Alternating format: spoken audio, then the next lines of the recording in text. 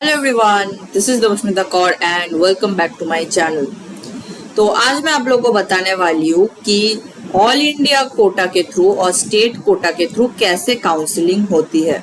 ठीक है, जैसे काफी सारे स्टूडेंट्स को यही पता नहीं है कि क्या डिफरेंस है, मतलब कैसे प्रोसीड्योर डिफरेंट है ऑल इंडिया कोटा के थ्रू और स्टेट कोटा के थ्रू। ठीक है, जैसे मैं भी जब नीट के काउंसलिंग कर रही थी तो तब मुझे भी पता नहीं था कि कैसे क्या होता है। तो चलिए मैं आप लोगों को समझाती हूँ। तो काउंसलिंग प्रोसेस में देखिए कि पहले तो आप लोगों को डिटेल्स फिलअप करना है, जैसे आप लोगों का पर्सनल डिटेल्स हो गई, नीट की रैंक हो गई, ये सब आप लोगों को डिटेल्स फिलअप करना है। ठीक है, फिर क्या करना है, वो जो डिटेल्स फिलअप करने के बाद आप लोगों को सिक्योरिटी फी डिपॉजिट करना है, ऑनलाइन के मेथड ही देना है और वो सिक्योरिटी फी रिफंडेबल होती है। जैसे कि जनरल कैटेगरी में 11,000 लिया जाता है, उसमें 10,000 रिफंडेबल है और 1,000 वो जो एमसीसी है वो लोग लेते हैं। ठीक है, तो 1,000 वो रिड्यूस होने वाला है, बाकी 10 के आप लोग को मिलने वाली है। सिक्योरिटी फी मिलने सबमिट करने के बाद आप लोगों को चॉइस फिलिंग की लिस्ट आएगी। ठीक है, फिर आप लोगों को चॉइस फिलिंग करना पड़ेगा। 3-4 दिन का टाइम दिया जाएगा, उस टाइम के अंदर आप लोगों को चॉइस फिलिंग करना पड़ेगा। उसके कुछ दिनों बाद ही आप लोगों का रिजल्ट आने वाला है। ठीक है, अब रिजल्ट में जो स्टूडेंट एडमिशन लेना चाहे वो लोग लेंगे, जो लेना नहीं चाहेंगे उन लोगों का नाम क्या होगा कि ऑटोमेटिकली राउंड 2 में चला जाएगा। फिर राउंड 2 में आप लोगों को ये डिटेल्स फिलअप ये सब नहीं करना पड़ेगा, ना ही कोई सिक्योरिटी फी देना पड़ेगा, पर हाँ आप लोग को चॉइस फिलिंग जरूर वापस से करना पड़ेगा। हर एक राउंड में आप लोग को चॉइस फिलिंग करना पड़ेगा। फिर अगर राउंड 2 में अगर आप लोग कॉलेज लेते हो तो ठीक है, कोई बात नहीं, और अगर आप लोग को कॉलेज नहीं मिल रही है तो आप लोग ऑटोमेटिकली राउंड 3 में आप लोग की रैंक मतलब ऑटोमेटिकली आप लोग चले जाओगे। राउंड 3 में आप लोग को वापस से मॉप अप राउंड जिसे कहते हैं, आप लोग को वापस से चॉइस फिलिंग करनी पड़ेगी। ठीक है, फिर एडमिशन जब आप लोग लेते हो, एडमिशन लेने बाद नहीं, कॉलेज अलॉटमेंट के बाद क्या होगा कि एमसीसी का जो वेबसाइट है उधर आप लोगों को डॉक्यूमेंट्स सारा आप लोगों को सबमिट करना है। ठीक है, ऑनलाइन मेथड के थ्रू। फिर जब फिजिकल रिपोर्टिंग होने वाली है, फिजिकल रिपोर्टिंग होने के बाद क्या होगा कि आप लोगों को जो जो डॉक्यूमेंट्स आप लोगों ने वेबसाइट पे अपलोड किया है वही डॉक्यूमेंट्स आप लोगों को कॉलेज में भी सबमिट करना पड़ेगा। ये तभी होता है जब आप लोगों को कॉलेज अलॉट हो चुकी है। ठीक है, फिर क्या होता है कि कुछ कुछ कॉलेजेस गैप सर्टिफिकेट लेते हैं, कुछ कुछ कॉलेजेस नहीं लेते हैं। ठीक है, अब ये क्वेश्चन एक आता है कि क्या कंपलसरी है कि हम लोग को हर एक राउंड में पार्टिसिपेट करना पड़ेगा कि नहीं। तो देखिए, ये बिल्कुल भी कंपलसरी नहीं है, पर राउंड 1 से ज्यादातर स्टूडेंट्स पार्टिसिपेट करना स्टार्ट करते हैं, क्योंकि राउंड 1 में ईच एंड एवरी सीट खाली पड़ा रहता है। ठीक है, अगर किसी का कम रैंक हो तो उसको पता ही है कि मेरा राउंड 1 में सिलेक्शन नहीं होने वाला है। अब क्या होता है कि राउंड 2 में सीट थोड़ा कम हो जाता है, क्योंकि राउंड 2 में ज्यादातर स्टूडेंट्स ले लेते हैं कॉलेज। ठीक है, तो राउंड 2 का कट ऑफ क्या हो जाता है कि थोड़ा इंक्रीज हो जाता है राउंड 2 का कट ऑफ। ठीक है, कट ऑफ इंक्रीज हो जाता है। फिर राउंड 3 में जाके वापस से कट ऑफ डिक्रीज हो जाती है हमेशा। तो कोई स्टूडेंट अगर उसका पता है कि मेरा राउंड 1 और राउंड 2 में कॉलेज अलॉटमेंट नहीं होने वाली है, then they can definitely start their counselling from round 3।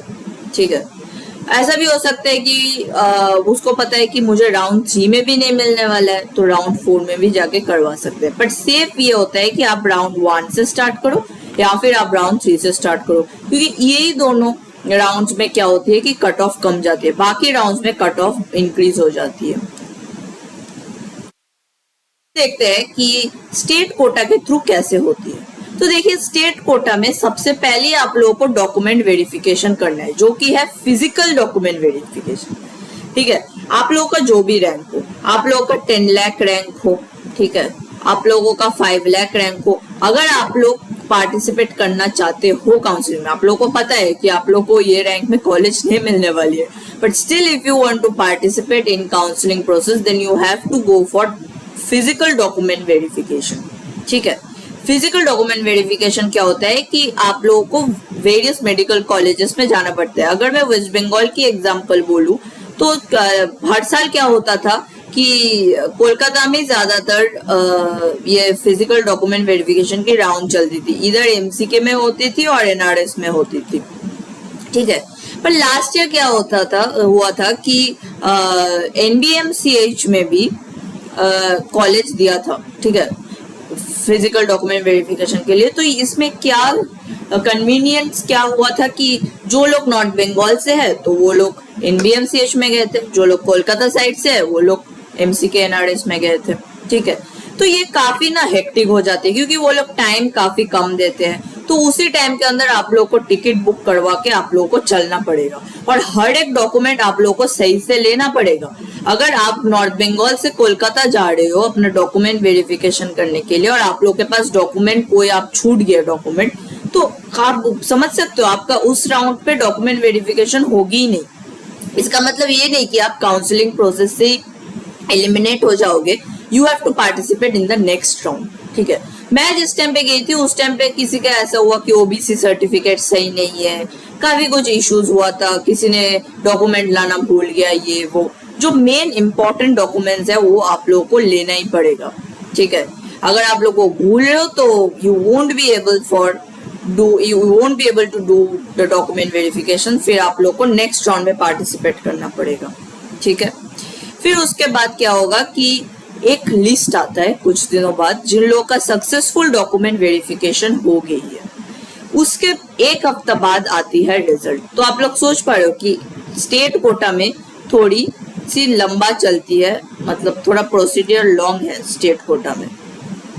फिर उसके बाद कॉलेज एडमिशन के बाद आप लोग को ये सब सर्टिफिकेट्स रेडी रखना पड़ेगा, gap certificate, transfer certificate, matric certificate. ये सब काउंसलिंग के टाइम नहीं लगता है, प्लीज परेशान मत होइए, बाद में लगता है आफ्टर यू गेट कॉलेज। फिर क्या होता है कि जो स्टेट कोटा का जो सिक्योरिटी फी होता है वो नॉन रिफंडेबल है, वो आप लोगों को वापस नहीं मिलने वाली है, थोड़ा सा ही अमाउंट लिया जाता है तो इसलिए आप लोगों को नहीं मिलने वाली है, ठीक है। तो अगर आप लोगों को काउंसलिंग के रिगार्डिंग कोई भी क्वेरी है तो प्लीज मुझे कमेंट सेक्शन में बताइए, और सब कोई बहुत अच्छे से रहिए। सब कोई काफी ज्यादा परेशान है कि मेरा ऐसा रैंक है, मुझे कॉलेज नहीं मिलने वाली है वगैरह वगैरह, काफी सब स्टूडेंट्स काफी परेशान है जिन लोगों ने मेहनत किया। तो मैं ये बात बोलूंगी कि आप लोग प्लीज निराश मत होइए, जो होगा अच्छे के लिए होगा। तो अगर आप लोग को कोई क्वेरी है काउंसलिंग प्रोसीजर को लेके then please comment me down. तो चलिए मिलते हैं अगले वीडियो में, तब तक के लिए सबको अपना ध्यान रखिए।